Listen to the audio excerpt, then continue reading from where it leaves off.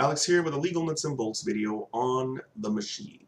In this video, I'm just going to really put together some of the thoughts that I've expressed to other people who've come and asked for help, mainly in emails and messages. I haven't done a video on this before, so that's why I'm doing it now. It's not really a very happy-go-lucky message, and I guess maybe that's why I kind of held off this long.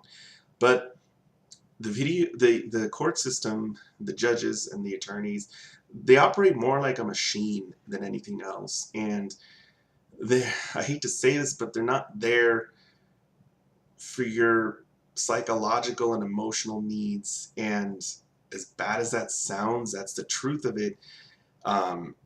When it comes to getting those types of needs taken care of, you really, establish a relationship with the provider and you see them over a long period of time, and their connection with you is serial, whereas the connection the court has with you is episodic. It's not, and I kind of talk about this in The Judge Does Not Remember You. Number one, the court isn't really supposed to make decisions based on you personally and the way you relate to it. In fact, I talk about that in my video relating to the judge. But number two, not only is it not supposed to, it can't really do that because the system isn't set up to really meet with you like on a regular interval. You go into court and, like I said, it's episodic. Like, the court doesn't really connect what's happened in the past and what's going to happen in the future. And it doesn't try to do that. You have to sort of put all that information together for the court, and then of course your opponent puts in whatever they think is relevant and true, and it's very adversarial. But anyway, it's more like a machine because you as much as you may want to relate to the judge and the attorneys, it's just not designed that way, and it's not possible for it to function that way because you go back to court when relief is requested, and you get the relief requested based on what the law is and based on what facts you've proven, not based on who you happen to be and whether the court likes you or not and whether the court feels bad for you. And that's kind of why I talk about things like don't try to expose your ex for the sake of it. Like, if it's a part of the case, and now of course everyone thinks it's a part of the case all the time, rather than go into this tangent, you should just watch my video Overcoming Lies Moving Forward, because I talk about this a lot better there. But anyway, I kind of going a little bit on a tangent, whether I like it or not, is you need to see the court system more as a machine and less as just some kind of interpersonal relationship that you can just build up. Even though people talk about your reputation and your first impression, I really stand by my statement that unless you're in a really small rural county, the judge is just not going to remember you. If you're in there for like a multi-day personal injury lawsuit, or if you're in there for like a multi-day, like a murder trial or something, that's different because you're going to be in trial for hours and hours, and it's going to be days, and the days are going to be consecutive, so that's different. The court will remember you. But for most of my viewers, they're going through child custody cases. I haven't heard of child custody trials that go more than 2 days. Maybe there's some out there, but mine never went over 1 day. I've heard of a few every now and then going 2 days. A lot of them are just like 4-hour hearings, and many people don't even get an evidentiary hearing or a trial, so they're like, you're just getting hearings on law and motion, or appearance hearings, which are like 15 to 30-minute hearings, case management conferences. Maybe they go, settlement conferences, maybe these things go between a half hour or an hour, but you're not in there a lot, and you're not in there in consecutive days. You're just in there sporadically when the court wants to see you, and it's just not at all possible, to sort of think of it that way, that you're going to go in and make a first impression and the judge is going to like you. It's really disappointing for some people. They feel kind of pissed off, for lack of a better phrase, because they go in there and then they feel like the judge likes them and they made a connection, and then they go in there 6 months later and they get the exact opposite message from the court, and they're like, what went wrong?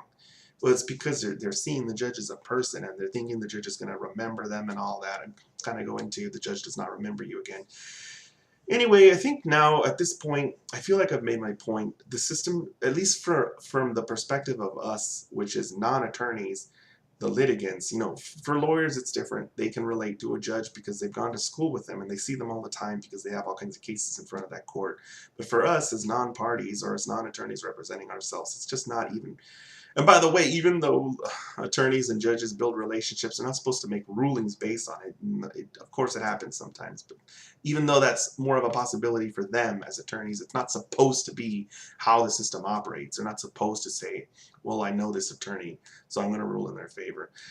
Anyway, I'm not trying to get into that or start. Some people like to really argue these points, but anyway, I'm going to go ahead and I guess wrap it up with sort of the final thing. You know, all you can really do, all you're really supposed to do is, as impersonal as it sounds, and as I guess it might even alienate a lot of people, the way I always saw the system and the way I always was able to connect to it effectively was I saw it as a machine that you input facts and law, and it dispenses orders. It doesn't dispense scoldings. I mean, to the ex. I mean, sometimes that happens. The judge will scold the ex, or that's not the point of it. When I started to see the point of it as I need to put in A, B, and C so that I can get out this order, so that my son can get his medical care or his dental care, or not annoyed or not beaten. When I saw it that way, I was a lot less stressed out and angry. I mean, I would think to myself, what do I need to put into the machine? What facts do I need to allege and prove? What law applies to those facts? What law do I need to assert that those facts will apply to, so that I can get the order that I need? I need an order for sole custody. I need an order modifying physical custody. What do I need to get that order? And not only did it help me actually start to succeed towards the end, but it actually really started to get me to focus on what mattered. To a lot of people are so angry that what matters to them is that, well, first off, a lot of people want their ex to stop. Of course, that's a part of them getting scolded or yelled at, is that maybe since they've been scolded, yelled at, held in contempt of court, fined, imprisoned, maybe they'll finally stop. I realize that that's sometimes connected to the sort of revenge motive, but you really never know what your opponent's going to do. And so they may or may not stop. And in the case of my ex, she kind of stopped some things, but then would just start other things up. So what it comes down to is what order do you need from the system? Depending on what's happening to you, figure out the order that you need and focus on getting that specific order, because that's the order that you're going to be able to enforce later. When you're having a problem of you're not being notified as to medical, dental appointments, do you want to go into court and have the judge yell at your ex? Or do you want to go into court and get an order that says your ex has to allow you information that's medical or dental related and has to allow you to go to appointments? Some people wonder what the point of that. Well, the point of that is so that when it doesn't happen next time, you can file an order to show cause and have them held in contempt of court. Or maybe you can make a custody issue out of it.